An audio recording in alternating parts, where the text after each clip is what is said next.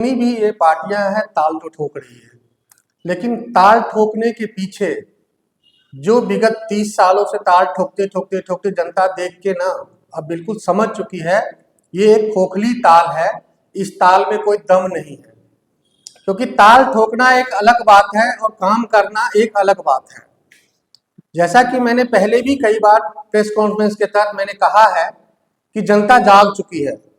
नीतीश बाबू ताल ठोकते ठोकते कहा था कि जितनी जिसकी भागीदारी है उतनी उसकी साझेदारी होगी, तो ताल ठोक के ही तो बोला था ना कि 40 लाख परिवारों को हम 3 डिसमिल जमीन देंगे। आपने देखा ना कि ताल ठोका तो सही, लेकिन उसका स्वरूप जमीनी स्तर पर उतर नहीं पाया। बोला था कि 2-2 लाख रुपए हम परिवारों को भी देंगे ताकि उन परिवार की उन्नति हो सके, विकास हो सके। तो देख लिया ना कितने परिवारों को 2 लाख रुपए मिला।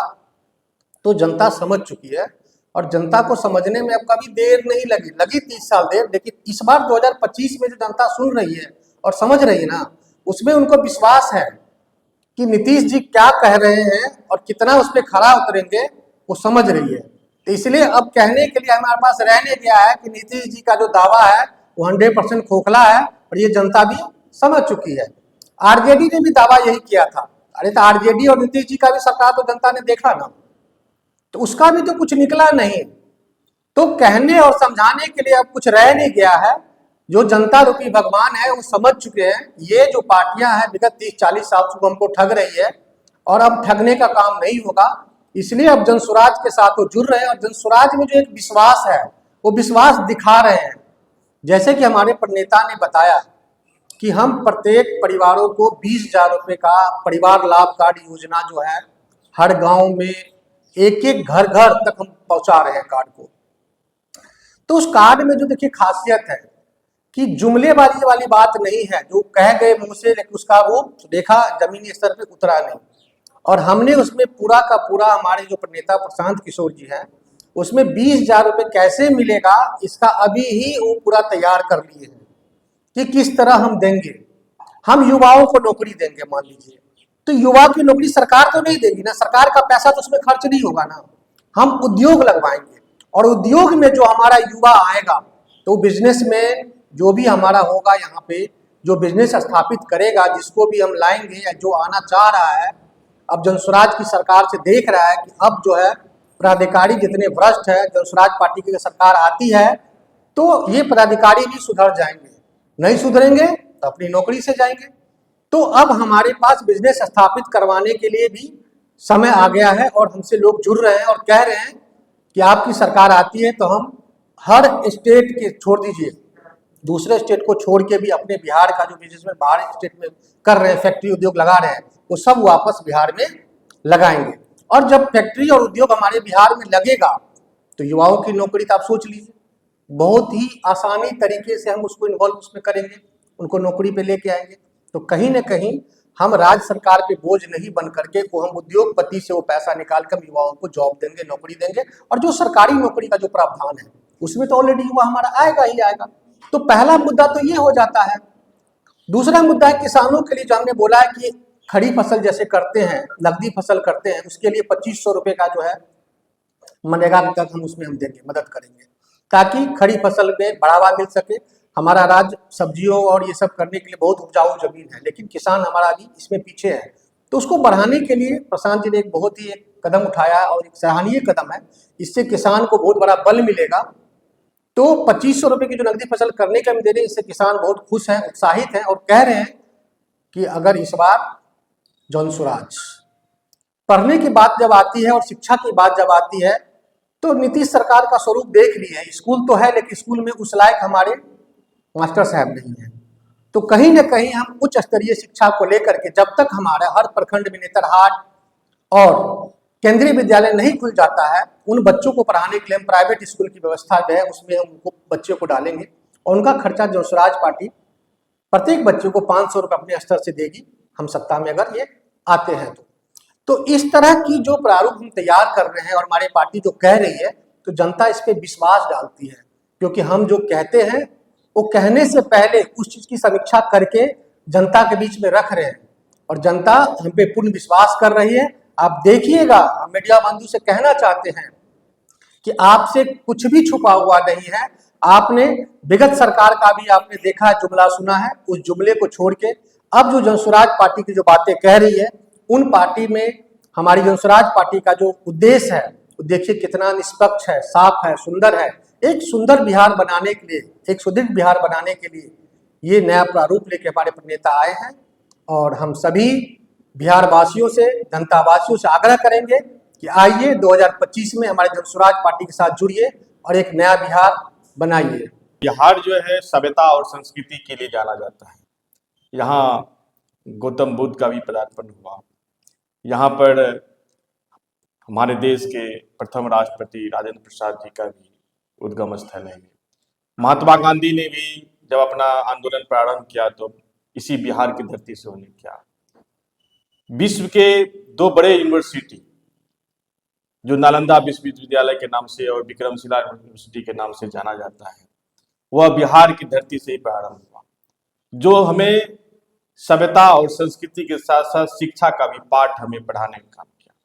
हमारे पूर्वज इतने अग्रसोची थे जिन्होंने हर हमेशा शिक्षा और संस्कृति और सभ्यता को बल दिया।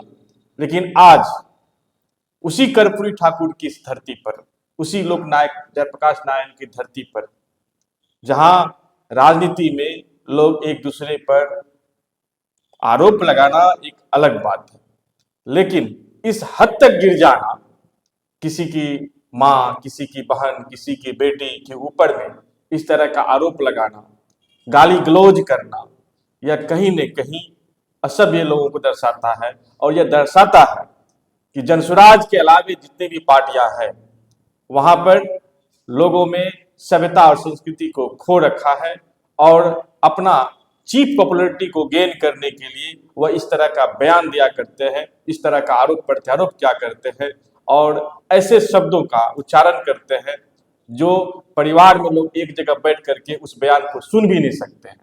काफी खेदजनक है।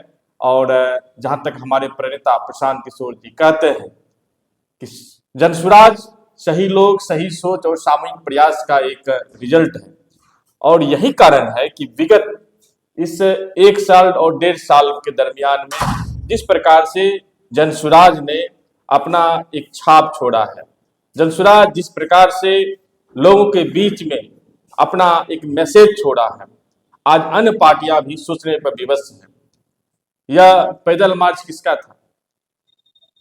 पैदल यात्रा करना, लोग घर घर तक पहुंचना, यह प्रशांत किशोर जी की देन है। और इसी को देखा देखी करते हुए अन्य पार्टियां के लोग भी आज बिहार में उसको फॉलो कर रहे हैं, अपना जमीनी स्तर को तलाशने का काम कर रहे हैं। प्रशांत किशोर जी ने जब बिहार के आम आवाम के लिए आवाज उठाया, जब उन्होंने यहाँ के बूढ़े बुजुर्ग के लिए, विधवाओं के लिए जब उन्होंने मांग उठाया कि भाई सम्मानजनक राशि आपको देना चाहिए, तब जाकर के बिहार सरकार की नींद खुली और उन्होंने आंशिक बढ़ोतरी किया उसमें। लेकिन अभी भी सम्मानजनक जो राशि होनी चाहिए वह सम्मानजनक राशि नहीं दिया गया है। जब जनसुराज ने आम लोगों के लिए, जो हमारे शिक्षित बेरोजगार लोग हैं, महिलाएं हैं, कामगार महिलाएं हैं, उनके लिए जब राशि देने की बात किया गया, उन्हें ऋण देने की बात की गई, तो बिहार सरकार की नींद खुली। और आप देखेंगे कि अभी हाल फिलहाल में जीविका दीदी हो और उनके साथ साथ कुछ अन्य लोगों को भी 10,000 की राशि के लिए रजिस्ट्रेशन करना प्रारंभ कर दिया। तो आंदोलन तो इस प्रकार का होना चाहिए जहां आप बात छेड़े और सत्तारूढ़ पार्टी की नींद खुल जाए और उस पर वह अमल कर ले। वास्तव में सही विपक्ष पार्टी वही होता है। जनसुराज सही मायने में विपक्षी पार्टी की भूमिका निभा रही है। इसके अलावे कोई भी पार्टी जमीनी स्तर पर विपक्ष की भूमिका में नहीं दिख रही है। नीतीश कुमार जी खजाना खोल दिए हैं, वो तो लूटते आए हैं, तो खजाना खोलना लाजमी है। अगर लूट के रखे हैं तो थोड़ा खर्च भी करना चाहिए ताकि उनको वक्त पर काम पड़े। और हमारा जनसुराज न किसी से 1 पैसा लेती है, न किसी को 1 पैसा देती है। कहीं भी आप देखते हैं कि जनसुराज की जब सभा होती है, प्रशांत किशोर जी जब सभा में पहुंचते हैं तो उस सभा में हजारों की भीड़ होती है। ये भीड़ और उस भीड़ के माध्यम से प्रशांत जी जब उनसे वादा लेते हैं कि हाथ उठाओ, तो एक साथ हजारों हाथ उठता है कि हम आपके साथ कृत संकल्पित हैं, आपके कदम में कदम मिलाकर चलने के लिए हम उद्धृत हैं, हम आपके साथ हैं, हम आपके साथ बिहार को बदलने का नारा लगाते हैं। और प्रशांत जी जो 5 वादा लेकर के आए की बात जहां तक है, हमारा बिहार पिछले 35 सालों से जिस बदहाली को झेल रही है, जिस आबो हवा में हमारी जनता ये जैसे अपना जीवन यापन कर रही है, ये बद से बदतर स्थिति होते जा रही है। और जब तक जनसुराज नहीं आती है, बिहार को बदलने का किसी माई के लाल में दम नहीं है, प्रशांत किशोर के अलावा, जनसुराज के अलावा। जनसुराज के आते ही, जनसुराज के आने से क्या, वर्तमान का समय लीजिए आप, वर्तमान समय में आप हमारे बिहार के युवकों को अभी से प्रशिक्षण दिया जा रहा है, उनको अभी से 15-20 हजार रुपये का उनको इंतजाम किया जा रहा है कि आप घर बैठे 15-20 हजार रुपये 3-4 दिन का मुफ्त में उनको भोजन दिया जाता है, आवास दिया जाता है, रहने का इत्यादि का व्यवस्था किया जाता है जनसुराज की तरफ से।